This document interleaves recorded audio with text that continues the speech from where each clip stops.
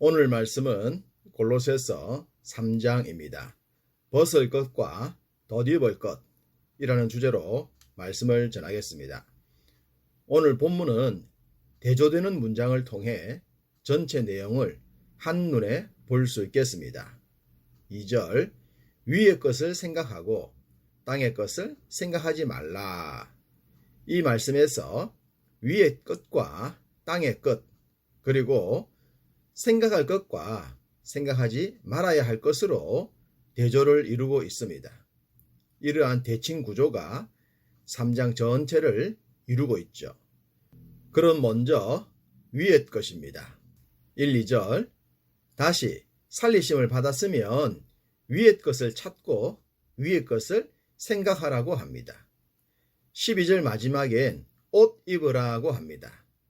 그렇다면 위의 것의 특징은 생각하고 찾고 입는 것이 됩니다. 반면 땅의 것은 어떠해야 할까요? 5절, 땅에 있는 지체를 죽이라고 했습니다. 8절, 벗어버리라고도 했죠. 그렇다면 땅의 것의 특징은 생각하지 말고 죽이고 벗어버리는 것이 됩니다. 이러한 구조 속에서 세부적인 내용을 말씀드리겠습니다. 먼저 땅의 것입니다. 우리는 땅에 사는 존재들입니다. 그렇기 때문에 땅의 것에 연연할 수밖에 없습니다. 믿음을 가지고 영적인 생활을 하지만 실제로는 땅의 생활을 하죠. 그렇기 때문에 땅의 것에 초연할 수는 없는 것입니다. 우리가 그러한 존재이고 그러한 삶을 산다는 것을 주님도 잘 아십니다. 그런데 그런 우리들에게 어떤 주문을 하십니까? 땅의 것을 생각하지 말라고 합니다. 어떻습니까? 여러분은 이런 주문이 쉬워 보입니까? 결코 쉽지 않습니다. 그렇다면 이렇게 어려운 것을 어떻게 순종할 수 있을까요? 당연히 땅의 것보다 훨씬 더 매력적인 것을 알아야 합니다. 또한 땅의 것이 얼마나 헛된 것인 줄도 알면 좋을 것입니다. 5절, 땅에 있는 지체를 죽이라. 땅에 있는 것을 생각하지 않는 것도 어려운데 죽이라고까지 하십니다. 왜 이렇게 극단적으로 말씀하셨을까요? 이렇게 말씀하심은 그렇지 않으면 우리가 죽기 때문입니다. 죽지 않는다면 적어도 중요한 것을 잃을 수 있기 때문입니다. 음란, 부정, 사욕, 악한 정욕, 탐심, 곧 우상숭배, 이런 것들의 결과는 아름다울 수가 없습니다. 우리들의 소중한 것을 잃게 합니다. 그래서 죽이라고 한 것입니다. 8절, 9절, 분함과 노여움, 악의와 비방과 입에 부끄러운 말, 그리고 거짓말과 옛사람의 행위입니다. 이것들도 결과가 좋지 못합니다. 사람들과 좋지 못한 감정이 얽히게 되면 후환이 심합니다. 또한 입으로 뒷담화를 비롯한 좋지 못한 얘기들은 반드시 부메랑이 되어 자신을 치게 됩니다. 거짓말은 어떻습니까?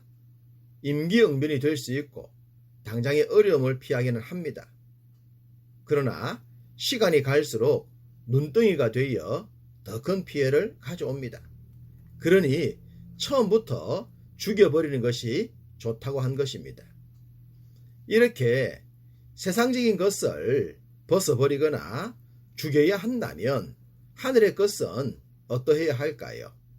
이 둘엔 공통점이 있습니다. 벗는 것도 훈련이요, 입는 것도 훈련이라는 것입니다. 반복을 통해 목적한 바를 이룰 수 있다는 것입니다. 우리가 덧입기를 훈련해야 할 것들은 이러합니다. 12절부터 15절에 긍휼, 자비, 겸손, 온유, 오래 참음, 용납, 용서, 그리고 사랑과 평강과 감사입니다. 벗거나 죽여야 할 것들의 결과가 나쁨이라면 이런 것들은 결과가 좋음이지 않겠습니까? 분노는 오래 참음과 반대죠. 잘 참지 못하는 세대를 살면서 오래 참는 훈련은 쉬운 것이 아니지만 노력해야 할 부분입니다. 악의와 비방은 용납과 용서와 반대죠. 용서받은 사람으로 용서하는 마음을 가지고 살아갈 때 우리가 많은 사람들을 얻을 수가 있을 것입니다. 어떤 관계든 어떤 사람이든 사랑하고자 하면 그 마음엔 평강이 넘친다고 하십니다. 14절 이 모든 것 위에 사랑을 더하라. 이는 온전하게 매는 띠니라. 더하면 더할수록 좋은 것이 사랑입니다. 또한 사랑은 해피엔딩입니다. 즉 끝이 좋다는 것입니다. 마치 잘 차려입은 옷을 더욱 단정하게 만드는 띠처럼 사랑은 모든 관계를 아름답게 합니다. 왜 성경이 하나님은 사랑이라고 하셨을까요? 그 사랑이 우리를 살렸기 때문입니다. 그 사랑이 예수님의 성육신을 이루셨습니다. 그 사랑이 오직 믿음으로 거듭나는 축복의 길을 만든 것입니다. 그러므로 사랑은 만능 레시피입니다. 사랑이 더해지면 결과는 굿입니다. 그럼 이러한 하늘의 성품과 사랑을 어떻게 우리가 덧입을 수 있을까요? 16절 그리스도의 말씀이 너희 속에 풍성히 거하여 모든 지혜로 피차 가르치며 권면하고 시와 찬송과 신령한 노래를 부르며 감사하는 마음으로 하나님을 찬양하고. 그리스도의 말씀이 풍성히 거할 때 우리는 굿, 해피엔딩, 러브의 사람이 됩니다. 부족함이 있는 자들을 가르치고 권면하게 됩니다. 삶엔 찬송과 신령한 노래가 있고 감사의 마음이 충만해집니다. 이 모든 것이 하나님의 말씀에 있다는 사실을 잊지 맙시다. 본문에 또 다른 대조의 말씀들이 있습니다. 7절과 8절에 전에와 이제, 9절과 10절은 옛사람과 새사람입니다. 전에는 그리스도 안에서 변화되기 전에 자연인이 원하는 대로 살았던 때를 말합니다. 그렇지만 이제는 그리스도 안에서 옛사람은 죽고 새사람이 되었기에 새로운 모습으로 살아야 한다는 것이죠. 이것이 바로 벗어버리고 덧입는 삶을 말합니다. 우리는 불신자였을 때와 신자가 되었을 때 분명한 구별이 되어야 합니다. 그것을 성경은 거룩이라고 하죠. 하나님을 닮아가는 거룩이란 세상처럼 살지 않는 것입니다. 그래서 성경은 우리가 땅에서 살지만 땅의 생각을 버리거나 죽이라고 한 것입니다. 그것이 하늘을 지향하고 영적인 것을 소망하는 자들임을 증거하기 때문입니다. 이러한 행실은 나 자신만을 위한 것이 아니라 장차 구원받을 모든 사람들도 위한 것이기도 합니다. 본문에서 하나 더 기억해야 할 대조가 나옵니다. 3절과 4절에 감추었다와 나타난다입니다. 앞서 1, 2장에서 비밀을 말하지 않았습니까? 그 비밀의 영광을 알게 되는 자가 주인공이 된다고 했습니다. 그것이 바로 나타나는 것입니다. 하나님은 성경 말씀을 통해 이 모든 비법을 다 알게 하십니다. 그러니 말씀을 통해 땅의 일이나 영적인 일이나 감춘 것 없이 밝히 드러나는 은혜의 주인공 되시기를 바랍니다. 18절 이하 내용은 쌍둥이 서신답게 에베소서와 같은 구조와 내용이 담겼습니다.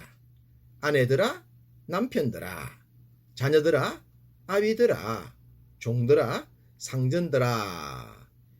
이와 같은 말씀을 하시면서 23절 무슨 일을 하든지 마음을 다하여 주께 하듯 하고 사람에게 하듯 하지 말라라고 하셨습니다. 어떤 위치에 있든지 간에 주께 하듯 한다면 무슨 문제가 있겠습니까? 삶이 곧 예배가 될 수 있고 사랑과 화평이 넘칠 것입니다.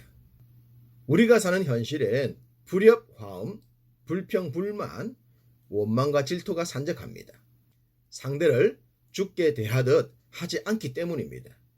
우리는 이제 성령 안에서 하늘의 성품이 더딥혀진 새 사람들입니다. 그러므로 모든 사람들을 죽게 하듯 하여 하나님의 의를 이루어 갑시다. 하늘의 성품으로 더딥혀져 하나님의 사람답게 날마다 생활하시기를 주님의 이름으로 축복합니다.